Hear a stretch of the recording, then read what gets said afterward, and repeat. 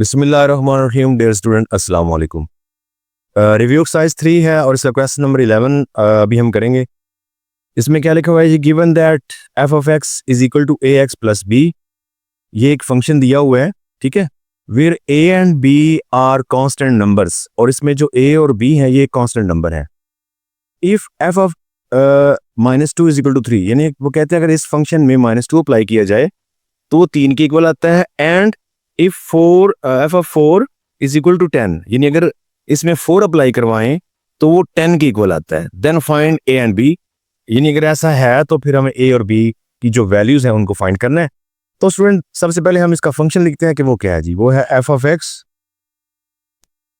Is equal to A x plus b, ठीक है जी। तो पहली कंडीशन क्या है, पहली ये है कि एफ ऑफ -2 अगर अप्लाई करवाए तो वो 3 के इक्वल है। तो हम चलें इसको अप्लाई करवाते हैं पहले, यानी हम क्या करेंगे जी, इसमें एफ ऑफ -2 करेंगे, ठीक है। तो जब इसमें -2 रखेंगे तो जाहिर बात है यहाँ पे एक्स की जगह -2 आएगा और प्लस बी। और हमें क्या बताया गया है कि एफ ऑफ -2 यानी ये रखने से ये किसके इक्वल होता है, 3 के। इट्स मीन कि मैं यहाँ पर 3 जो है वो रख सकता हूँ क्योंकि ये उसके बराबर है। ये इसको प्लस माइनस करेंगे तो ये -2a आ जाएगा और प्लस b, ठीक है जी। तो ये हमारी फर्स्ट इक्वेशन यहाँ पे बनती है। मजीद ये है कि हम अगर इसको अरेंज करना चाहें तो मैं लिख सकता हूँ इस तरफ ये -2a plus b is equal to 3, तो ये फर्स्ट इक्वेशन।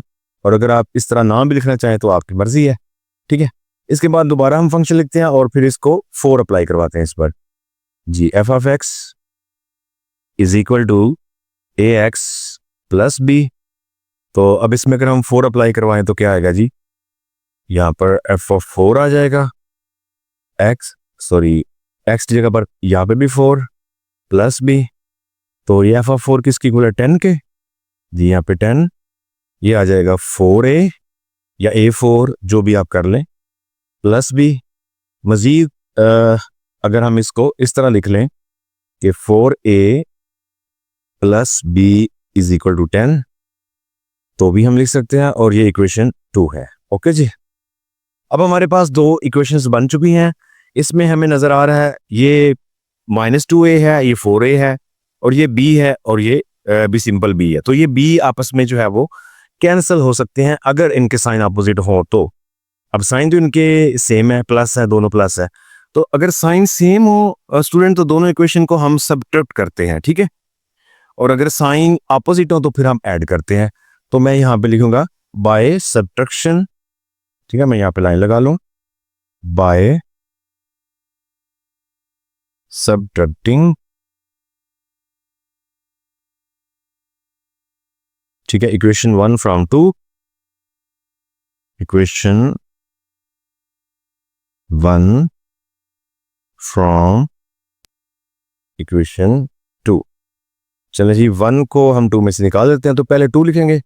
इक्वेशन 2 क्या है जी, 4a plus b is equal to 10, और इक्वेशन 1 है -2a plus b is equal to 3 जी। क्योंकि हम इनको माइनस कर रहे हैं तो इनके साइन चेंज करने हैं नीचे वाली इक्वेशन के। ये प्लस हो जाएगा, ये माइनस, और ये भी माइनस, तो ये प्लस और माइनस कैंसिल। अब ये देखें, ये पहले माइनस का था, अब क्योंकि प्लस हो चुका है तो 4 है और ये 2 है, दोनों प्लस के हैं, तो ये क्या आ जाएगा, 6a, यानी प्लस प्लस प्लस होता है। इसी तरह 10 में से अगर ये निकल जाए 3 तो 7 हमारे पास आएगा, लिहाजा a की जो वैल्यू है वो 7/6 आ जाएगी। अब पीछे हमें चाहिए b की वैल्यू, तो जो a की वैल्यू निकली है इसको हम किसी इक्वेशन में भी a की जगह पर रखेंगे और हम हल कर लेते हैं, तो हमारे पास ये आ जाएगी b की वैल्यू, ठीक है जी। तो मैं इक्वेशन 1 लेता हूं, उसमें पुट करता हूं, आपकी मर्जी है जो भी इक्वेशन ले लें। Putting the value of